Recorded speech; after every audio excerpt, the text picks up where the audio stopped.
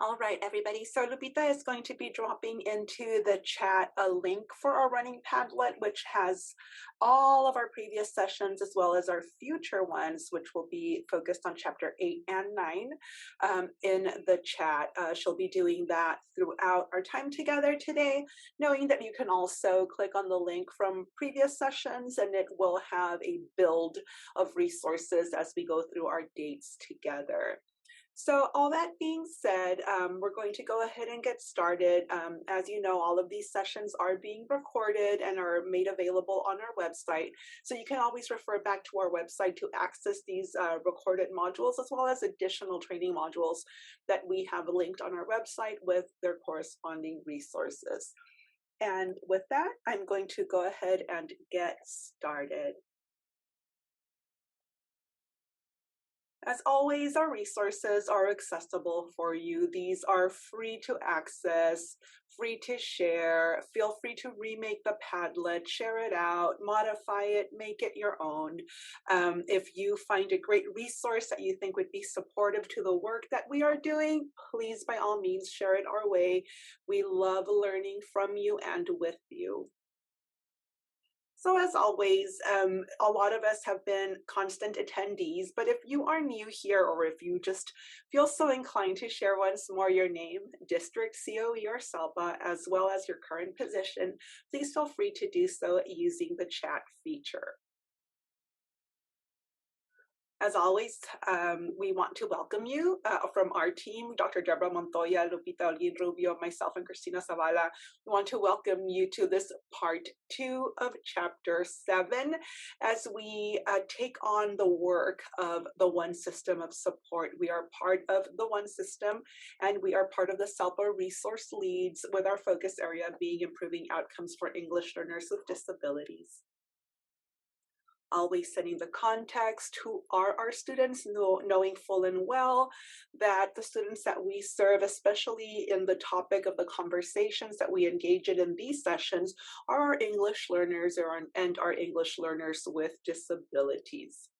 Also, we want to remind you that our grounding foundational document is the California Practitioner's Guide, which is a compendium of resources that have been gathered together from both the worlds of multilingual language learners and students with disabilities, and seeing the overlap and providing resources as well as reference guides, appendices, tables, and such to support our work as we seek to improve outcomes for English learners with disabilities. That being said, I want us to focus in on what it is that we're going to be doing today. This is not a repeat of the previous session. It is chapter 7 still, but we're going to delve a little bit deeper on chapter 7 of the California Practitioner's Guide for Educating English Learners with Disabilities. So chapter 7 is part of section 3. Section 3 focusing on all things educational programs and instructional strategies. When we look at section 3, it is composed of these 3 chapters. Chapter 5, all things IEP. Chapter 6, educational programming, access and equity for English learners with disabilities. And finally, chapter 7, teaching and learning to meet student needs. And it's important for us to ground our conversation in the topics covered, specifically as we address questions for administrators, as that is the focus of these 1-hour sessions. So our grounding questions for our discussion from part 1 and today, part 2 of chapter 7, is knowing how are students who are English learners with disabilities receiving the instruction that they need. Also, what does quality instruction for English learners with disabilities look like? And how can we support teachers to provide this instruction? I know that this information can seem daunting, overwhelming at points. So for that reason, we've developed these infographics. Here you see a screenshot of our chapter 7 infographic. These are available not just in the Padlet, but also in our website. These infographics are fully downloadable with live links that you can click on, and they will direct you straight into the California Practitioner's Guide, where more content and context can be provided on all these different areas. Know that this is also shareable, and that you can use it not just electronically, but also printable as a means of having a visual guide and sharing this opportunity.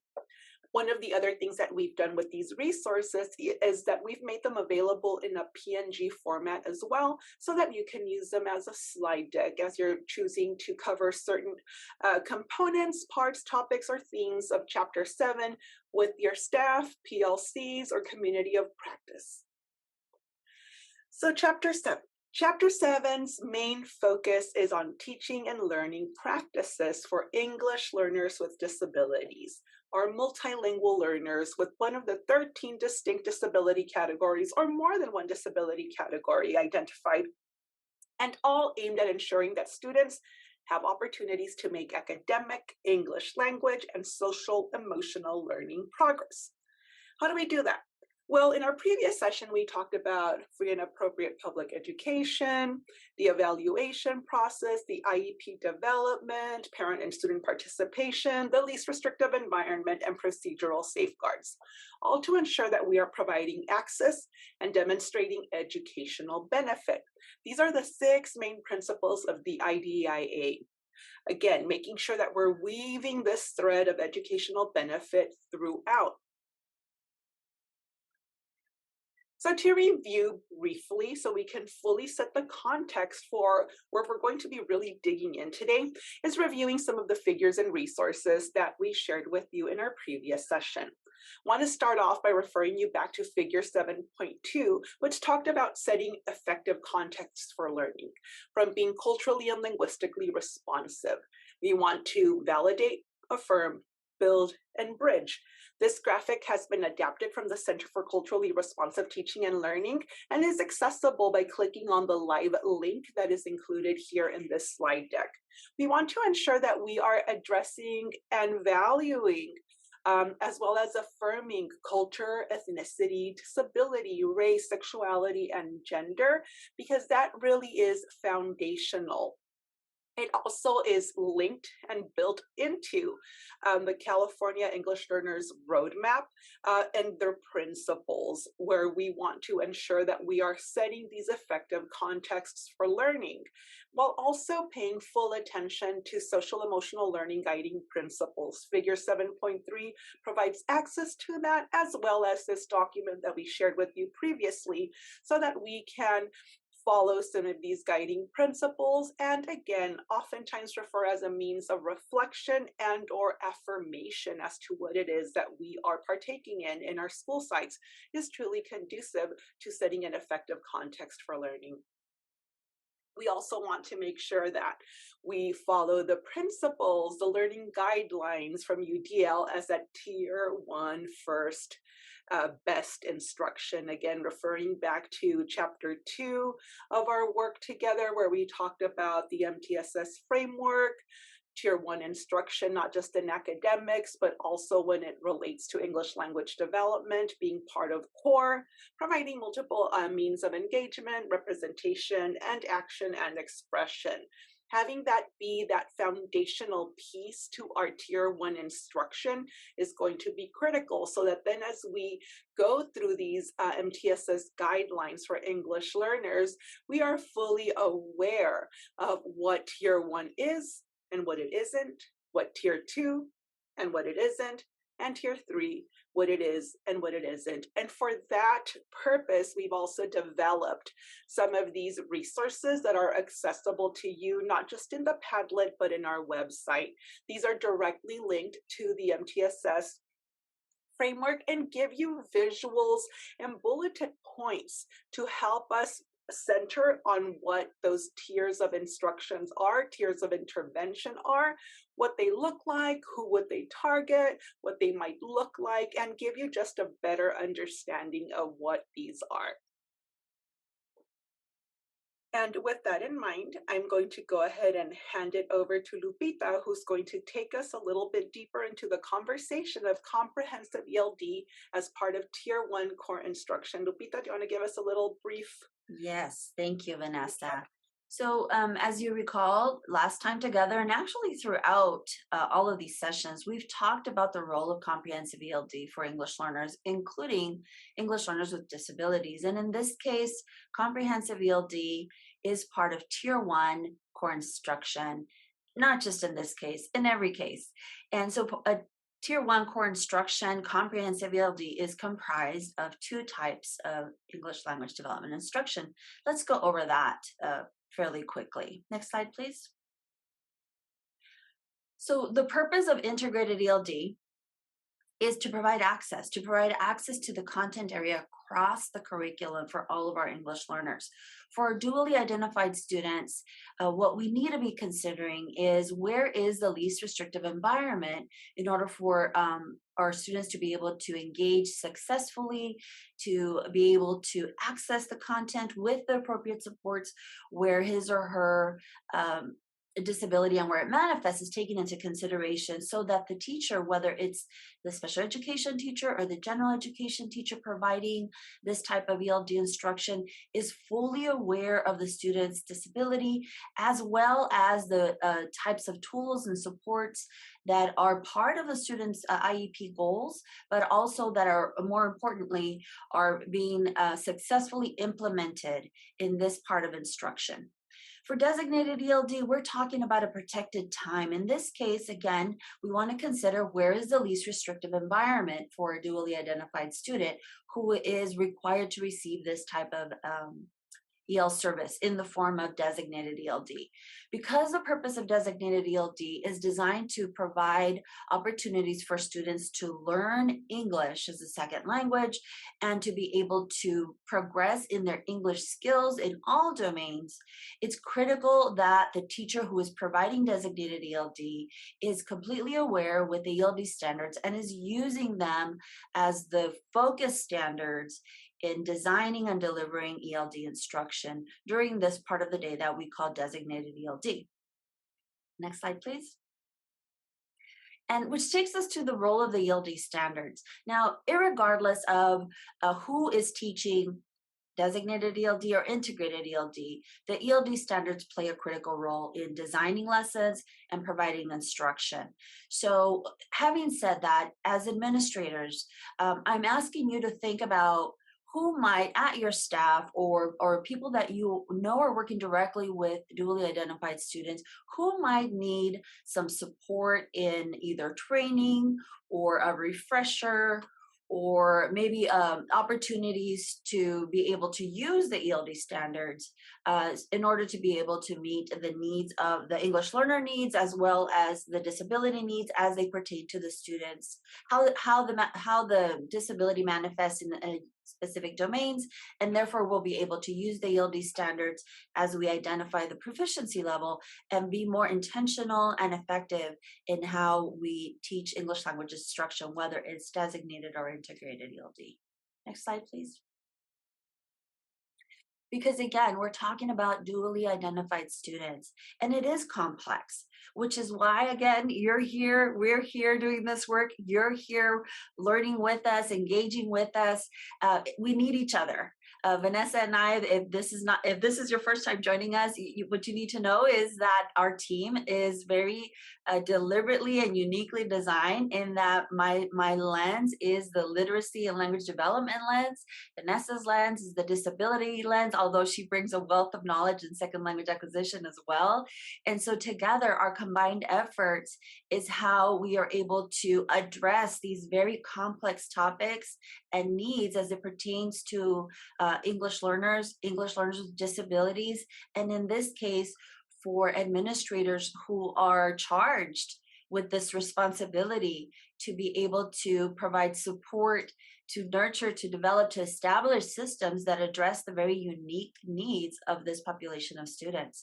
So we want to take into consideration both the linguistic needs and the disability needs, and think about where our resources are, whether they're people, whether they're tools in the shape of professional development, and then align them so that they are truly designed to address the needs that we know our students need. Next slide, please.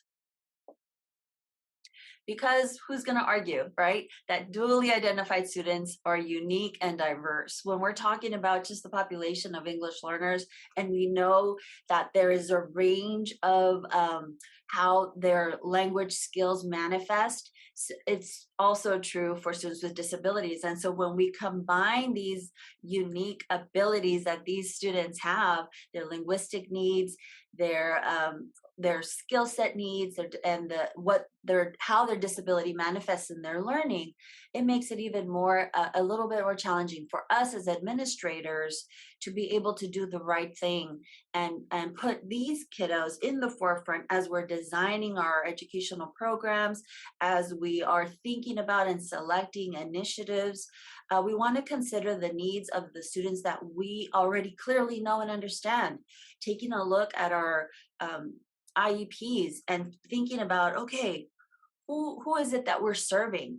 And let's start with the needs of our most diverse students and then build from that, because we know and understand that when we're thinking about the very unique nuances of unique needs of our learners, then all of our students will benefit. Next slide, please. So on that note, I want you to think about your current initiatives, whether they're a new initiative or something that you've been implementing. Maybe you started pre-COVID, and so you're kind of picking up or you left off. Let's think about your current site or district-based initiatives. And if you're part of an initiative, think about your current role in helping support or implement that. And think about this question. Feel free to drop in the chat any thought that you might have, because this is an opportunity for us to reflect or take note of it for yourself. So how well are we in your respective role establishing, supporting, nurturing an inclusive context for learning where all of our students can thrive? So let me just give you a few seconds to ponder that question. And again, take the context for here are your current initiatives that are being implemented and supported at your respective sites or districts. And again, feel free to drop any thoughts that you might have in the chat box for us to help us ponder this question as well, or take note for yourself as we move forward throughout this presentation. So feel free to drop it in the chat at any time. We're going to move forward. So hold on to this question as we move into this next question. So considering your current initiatives, I want to ask this question of you. How well do we frame your current initiative or initiatives under this single umbrella of inclusive practice so that we can ensure first best instruction for all learners? Or are we thinking about instruction in silos? This is what instruction looks like for this group of kids. This is what instruction looks like for this group of kids and for this group of kids. And none of it is the same. We don't see a through line, or at least we're not making that through line clear for the practitioners who are working with perhaps kids from each one of these silos. It's important for us to consider that students are going to come across barriers in the environment, physical environment, educational environment, curricular environment. And it's important for us as administrators who, again, are in positions of power in terms of being able to impact the climate, impact the landscape of what learning looks like and feels like, and how productive our students can be academically, linguistically, social, emotionally, when that landscape is welcoming and nurturing to their very specific and unique needs. We bring this visual back, the universal design for learning, because it is a best practice. It is a research-based framework that addresses the needs of all of our learners. And that's why we highlight here that as a resource for first best practice, this is what we recommend. This is what we know to be an effective framework to address all learning styles of all learners. We're not talking about groups of kiddos here. We're talking about all of our kiddos here. So Vanessa often says that, somebody could say it better, let's give them the floor. So on that note, we're going to give Dr. Katie Novak the floor for just a couple of minutes to help us deepen our understanding of the role and the benefits of universal design for learning using one of her amazing analogies. And with that, we're going to let it roll. Dr. Katie Novak explains what UDL is. My name is Dr. Katie Novak, and I am an educator and an author, and I am here today to talk to you about how to universally design our classrooms so we can better meet the needs of all of our learners in inclusive settings. Now, to do this, I want to start off by talking about one of my grandmother's favorite meals to make. My meme used to make something that she called tuna noodle casserole or tuna noodle wiggle. Now, I'm going to give you the recipe to this dish because some of you might want to run right out and make it. Now, this is going to be pretty easy. You're going to get 2 cans of mixed vegetables, 2 cans of tuna fish, 2 cans of condensed soup, preferably cream of mushroom soup, and then you're going to mix it all together with some pasta and maybe some potato chips on top. Now, some of you are saying, ooh, that sounds delightful. And many of you are saying, oh my goodness, absolutely not. Now, I am telling you about this tuna noodle casserole because imagine for a moment that I had a dinner party and I invited all of you and you sat down at a beautifully decorated table and I put that tuna noodle casserole right in front of you. You're welcome. Well, that is just not going to work. Why? Because I did not universally design that for everyone. And in fact, that tuna noodle casserole excludes many people. Because if you sat down and that is the only thing I put in front of you, you couldn't eat it. If you were lactose intolerant, or you had a plant-based diet, or maybe you will just not even try that and you're not in the mood. And so how do we design something that works for everyone? Well, universal design for learning can help with that. Because when we embrace our differences and variability and we focus on our firm goals, we can provide different options and choices and allow everybody to personalize their experience. So in the dinner party analogy, my goal is clear. I want you to come over and I want you to have access to delicious food that meets your dietary needs. I also want you to feel like you belong at that party, that there is something there that I put there just for you. Now, in order to do that, I need to have different options and choices. So imagine if you show up and I say, my goal is that you make yourself a delicious plate. And I have a buffet just set out with different types of proteins and maybe a salad bar with lots of different types of dressing. And I also encourage you to bring your own dishes in something that we call here in the United States a potluck dinner. Now, if we co-create this together and have different options and choices, then it is designed for everyone. And so as we move away from traditional teaching and learning, which is much more like a casserole where every student gets the same thing, we start to provide options and choices so that everyone has equal opportunities to work towards that goal. Now, remember, when everyone can eat and everyone feels like they belong, it's a heck of a lot better for the party. This video was produced for the Universal Design for Learning in Tertiary Education e-learning resource. For more information, visit www.disabilityawareness.com.au. Thanks, Vanessa. Next slide, please. So I would dare say that probably 99.9% of you are familiar with the concept, the term of UDL. And perhaps you even know that we borrowed this concept of UDL from the architectural world, universal design. And what I want to do now is as you're focusing on this slide, I want to read to you the definition of universal design as described in architecture. And it goes like this. Universal design is also called inclusive design, design for all, or lifespan design. And initially conceived, universal design was focused on usability issues, the design of products and environments to be usable by all people to the greatest extent possible, without the need for adaptation or specialized design. I read that description many times as we were preparing for today.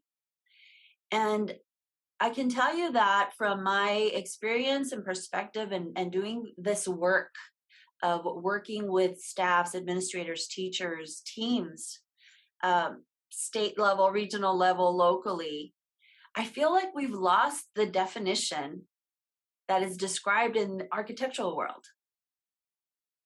Focused on usability, designed for all people so that they can engage and participate to the greatest extent possible without the need for an adaptation.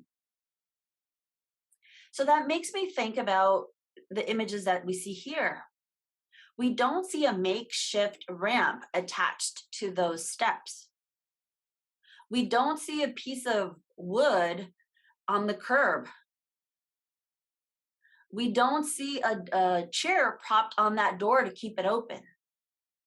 Because by design, the original design of these features, in order for them to be accessible for everyone, they were part of the original blueprint, not an afterthought. Next slide, please.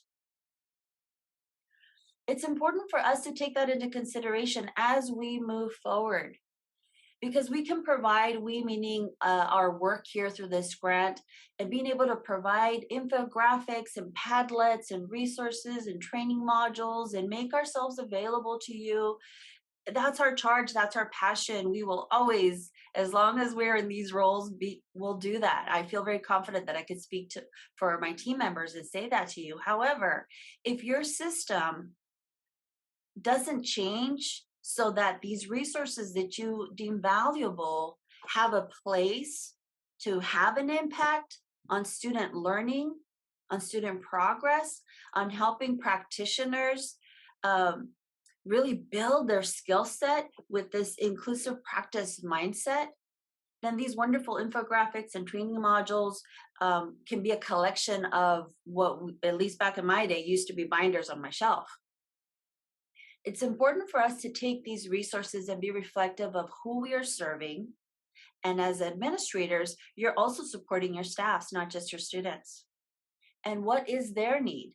And what is within my repertoire, my power, my networking that I am able to use so that I can really begin to move the needle in the systems that I know perhaps might not be producing what we know should be produced, and that is progress for all of our kiddos, access for all of our kiddos. Next slide, please. I have to give credit where credit is due. I don't have to. I get to give credit where credit is due. And this next slide is one that, actually, can you go back one? Sorry. Back to this one.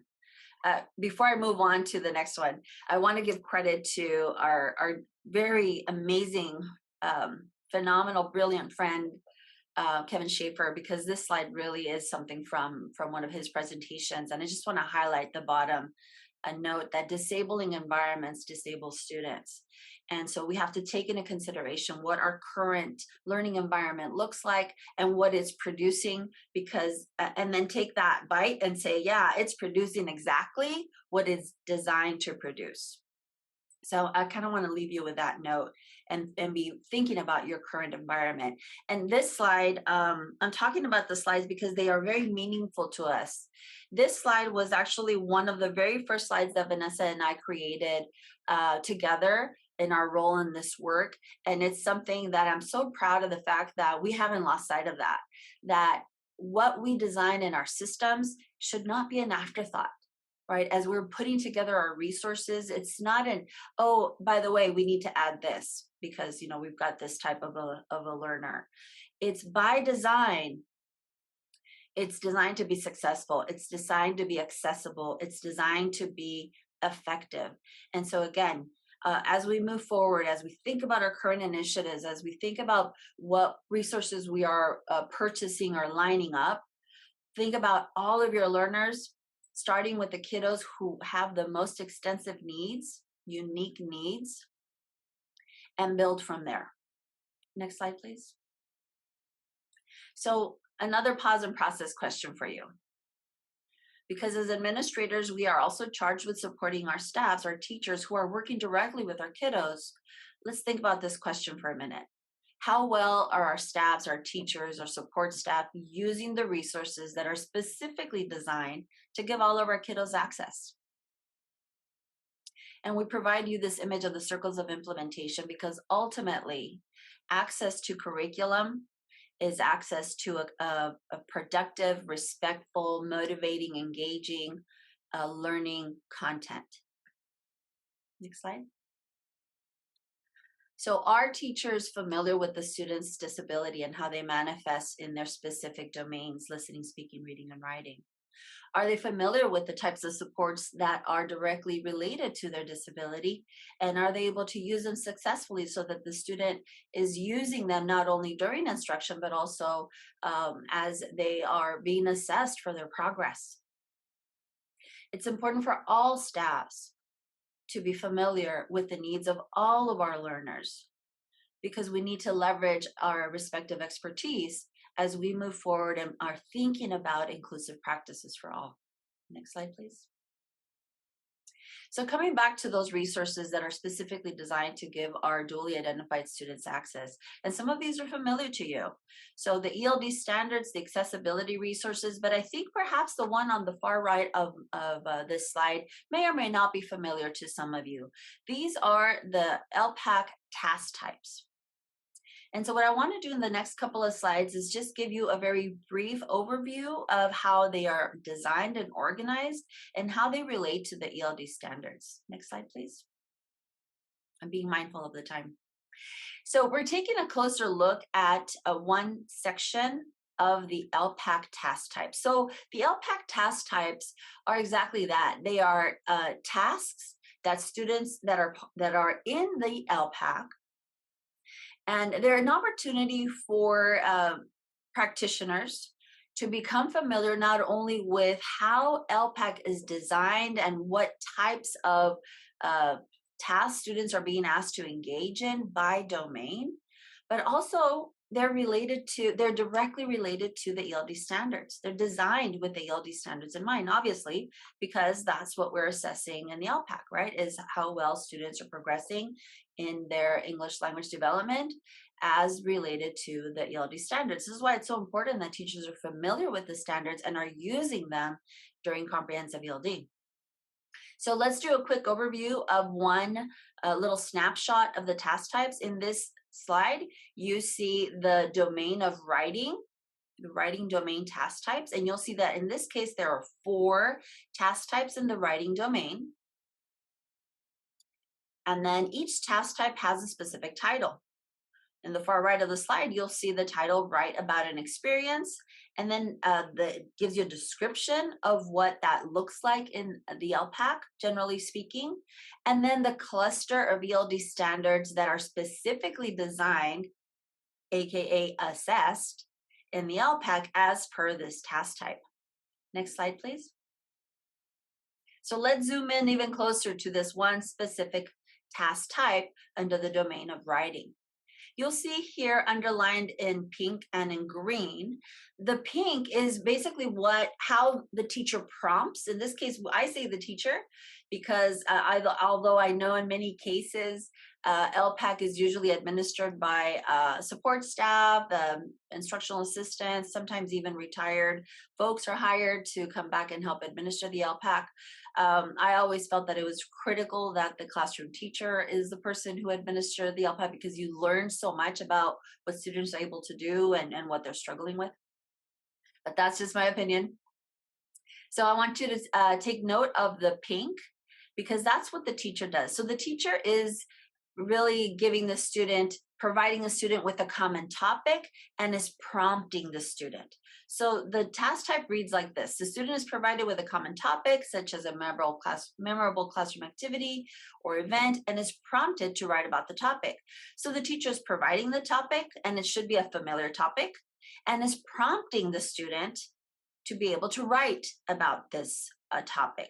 And what is the student doing? The student is writing about the topic. So why is this important how can this be a useful tool for teachers? Because it helps us be aware of the degree of scaffolds and supports that we are offering our students in the LPAC, and it should mirror instruction. So if we're asking kiddos, want you to write about what you did over the summer, okay, go. we're providing a topic, but it may or may not be a common topic. You know, let's say the kiddo didn't get to go anywhere over the summer. So what do they write about, right? So we want to be able to prompt, maybe give some examples, or maybe think about a topic that we know students have some background knowledge on. I want to take your direction to the bottom of the slide. Again, we're still looking at the task type. So again, each task type is designed with a cluster of ELD standards in mind. In other words, when students during the LPAC are asked the items that pertain to this task type, this cluster of standards are being addressed or assessed in this case. It's important for us to be able to utilize these tools as we're designing our comprehensive ELD, because it really lines up both the ELD standards, the LPAC, the types of supports and scaffolding that is necessary, all lined up directly to, again, the resources that are afforded to us to be able to be more intentional and effective in our ELD instruction for all of our English learners, including our English learners with disabilities. Next slide. So we, oops, can you go backward? I think we're missing a slide. Oh, there it is. Okay. So for our students with more extensive needs, for English learners with more extensive needs, we have this resource, which is comparable to the LPAC task type. So these are the LPAC ELD connectors that can be found in the alternate LPAC blueprint. And again, all of these resources are in the Padlet, but you can also access them directly from the slide. So as you can see here, you also have a range of task types by domain that are directly related to the ELD standards. But if you look at that middle column where it says ELD connector, for English learners with more extensive needs, this is what we're focusing on. So that connector is directly related to an ELD standard, but it is adapted, right, to address the very unique needs that an English learner with extensive needs may have. So it's important, again, to share with you these resources that we know are out there, that we know are specifically designed to provide not only comprehensive ELD opportunities for our English learners with disabilities, but also access, because through these resources, through the ELD standards, students are not only able to access the English language, develop their English language skills, but also access the content that is taught in English for the most part. Next slide, please. So for the ELD connectors we're providing you a activity type of resource so that you can further explore them. This is a Jamboard that we've used in some of our trainings to be able to give folks opportunities to dig into the ELD connectors. Not very many people know that they exist. They're relatively new, but we've been pushing them out since we've had our hot little hands on them. So we want to be able to share them with you and give you a resource to help you engage with staffs and help them become more familiar with this phenomenal resource as well. Next slide, please. So I want to kind of close my section off with this quote from the Practitioner's Guide in Chapter 7. And I think it's important for us to really take this quote with us as we engage in dialogue and conversations with our colleagues, with other practitioners within and outside of our respective sites. Because as we move forward, we want to be able to move with this mindset that all of our kiddos, English learners with disabilities, are able to attain this content standards, these high level thinking, these very elaborate, provide opportunities for them to have develop and elaborate on their language and literacy skills with the specialized supports that they need, right? If I take my glasses off, I'm really going to struggle to be able to engage with you and read your chat. So I need this specialized support to be able to engage with you and to be an active participant. So as we move forward, we want to be able to offer that same mindset and implement that in all the work that we do, particularly when it comes to rethinking processes and practices that involve our English learners with disabilities. Next slide, please. And I think with that, I'm going to hand it back to my colega Vanessa, who's going to walk us through other resources that have to do with our extensive need kiddos. But again, to give us an opportunity to kind of wrap everything up that we've learned and talked about up to this point. Vanessa, I'm going to hand it back to you, dear. All right, everybody. Okay, knuckles cracking, sleeves coming up. Let's get into it. So coming soon, we're going to be having chapter 9. And this is not just a teaser. It's really to draw that through line from day 1 all the way to our very last day. And that is reclassification. Hot topic, hot topic, hot topic. However, what I want to share with you is that reclassification for the sake of reclassifying is not the end goal. I want us to really focus in on what we're truly saying when we reclassify students. We are saying that students who are ready to be reclassified are producing language, engaging in language tasks, collaborating, interpreting in a commensurate level to that of their English-only peers. So we're removing those supports. Well, Vanessa, what does that have to do with what we're talking about here in chapter 7? Well, I say to you a lot. As Lupita walked us through the topics of ELD instruction, first best instruction, integrated, designated, all of that really has a place in reclassification.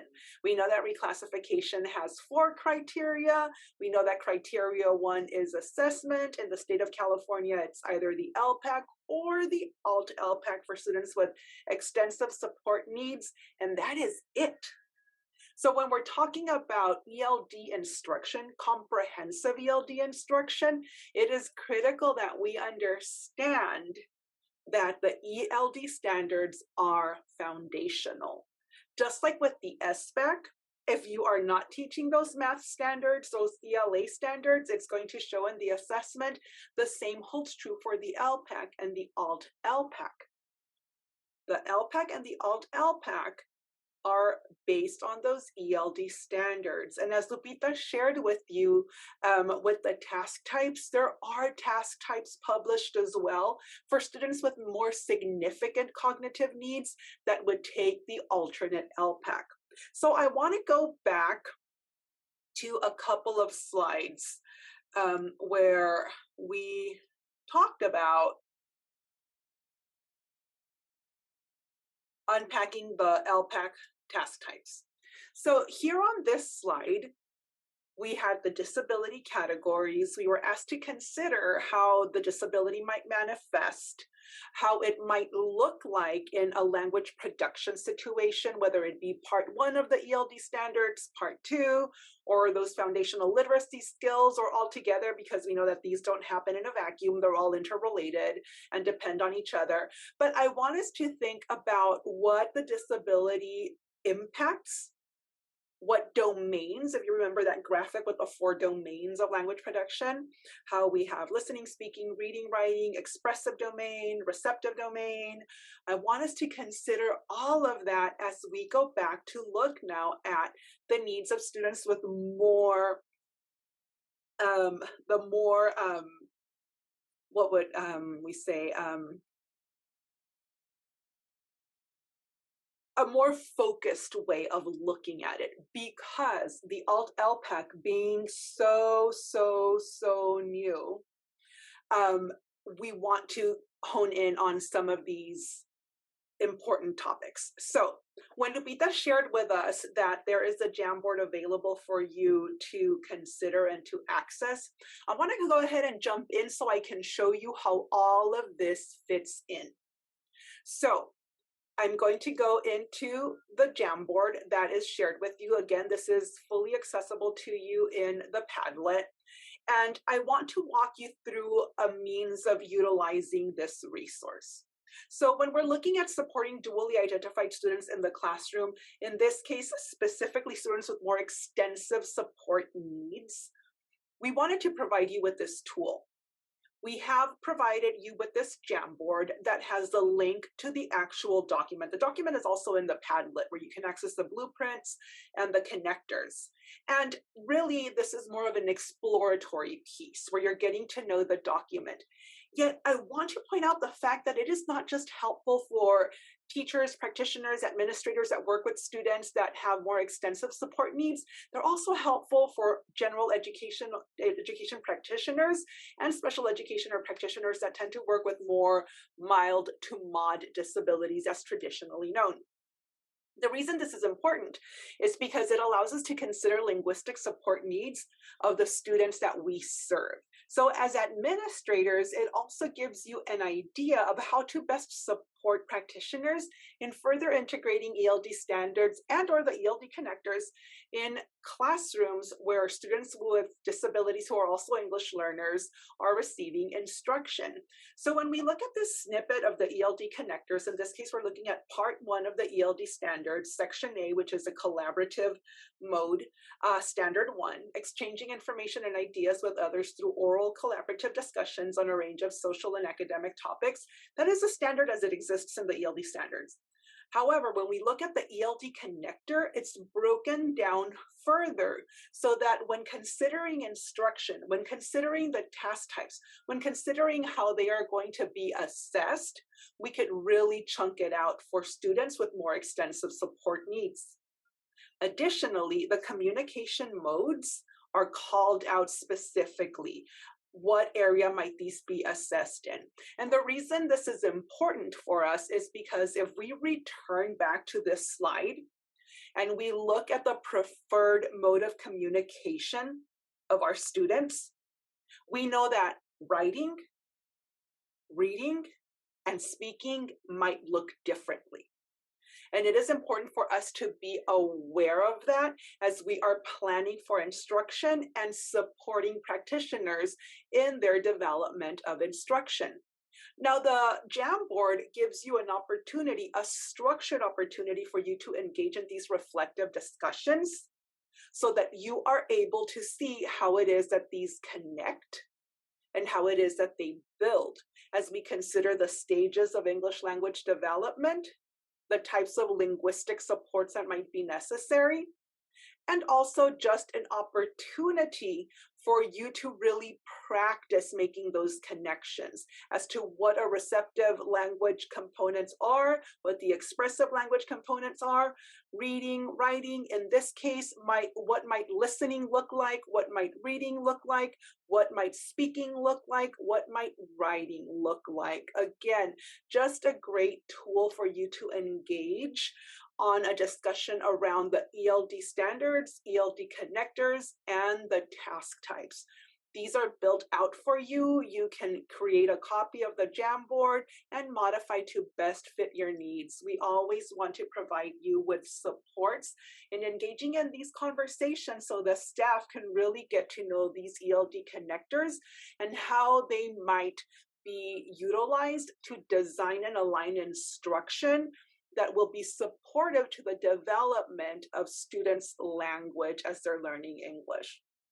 So when we consider the overall umbrella of accommodations and modifications for English learners with disabilities, we want to make sure that we truly are starting off with that first best instruction, as Lupita mentioned, was universal design for learning, right? We want to ensure that evidence-based instructional strategies are implemented and that the materials and the curriculum that we're utilizing are culturally and linguistically responsive, and that these accommodations are provided across grade level content by educators who are culturally and linguistically responsive. And also just to call out the fact that accommodations are changes that help a student overcome or work around a disability and do not reduce the learning or performance expectations.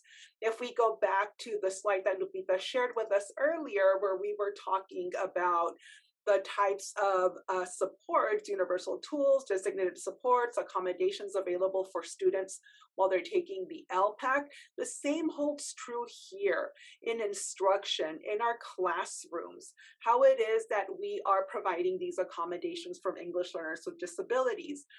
Here in figure 711 of the California Practitioner's Guide, they give us some examples of what a traditional classroom topic might be, like, for example, changes in timing or scheduling, to what a UDL classroom accommodation or design from the get-go might look like. Again, not an exhaustive list, not an exhaustive resource, but just a means of getting us thinking and getting those ideas flowing as to what could some of those built-in accommodations look like to benefit all learners, not just students with disabilities.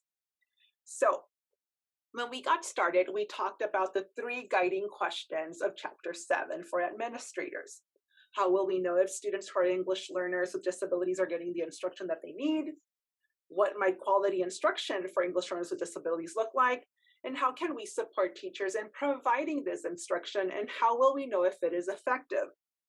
We know that the Practitioner's Guide is structured in a way that is consistent, and Chapter 7 is no different. At the tail end of our chapter, we have our student scenario. In this case, we get to meet Mateo. And here we see how we pull it all together. So in this situation, we're going to see the process that the team goes through in meeting the needs for Mateo. So by accessing this live link, it will pop open the student scenario, and it'll give you an opportunity to read through a very structured discussion, descriptive vignette that talks about all of the different bullets that are highlighted here in the questions for administration. So that resource remains there for you to access, to utilize with your teams as you engage in the work of improving outcomes for English learners with disabilities, and to continue this collective commitment, knowing that this continues to be a shared responsibility between parents, families, school, and district professionals, so that we can promote educational equity and also allow English learners with disabilities to participate in the highest quality teaching and learning experiences. With that, I want to give you a couple of minutes to be able to share in the chat some learnings and wonderings, and I will use that time to also review the chat to see if there are any questions or comments there. So please feel free to utilize that as well. And if you don't have any questions, you can drop in maybe something that's new, that's something that you see was valuable, something that informs your work or your charge. Let us know if we are navigating in the right track, or or if you have any questions about what might be missing in terms of our topics today that you would be interested in. I know that one of the asks was to have our slides be available as a Google slide so that they might be used not as PDF. And I did promise I would do that. So I'm going to go ahead and generate some Google slides to add on to our Padlet, because I know a lot of you are using these, and we're so thankful and grateful for your support in that way that you're using our slides as you go back to your sites. So definitely I want to facilitate that process for you. So I will definitely place those Google Slides within the Padlet. You can look for them. I will put them right up at the top. That way you can find them. We will also make sure to add the Jamboard. It's already on there, right, Lupita, the Jamboard? So the Jamboard is available there for you as well. Remember, you can always remake the Jamboard, copy it, so that you can utilize it with your staff or modify it further and add more frames to it so that you can engage with additional connectors. So with that being said, I do want to give you the gift of time, and that will be for you to either connect with us, drop in additional questions, comments, concerns, testimonies into the chat box. I will go ahead and thank you at this point and shut off the recording so that